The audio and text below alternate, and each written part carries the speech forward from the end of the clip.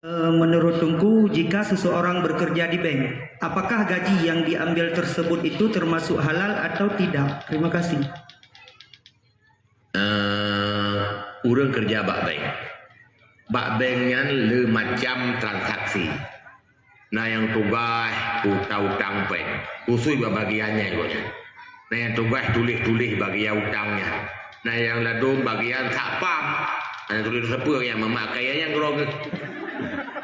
Pak bank sih, gaji pajak Pak bank sih, macam-macam transaksi.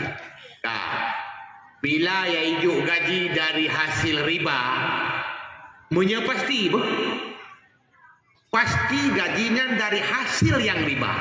Berarti dia sedang bekerja riba, gaji juga haram dimakan. Nah, tapi menyotok di menjampu sebab bak bank hanya tentet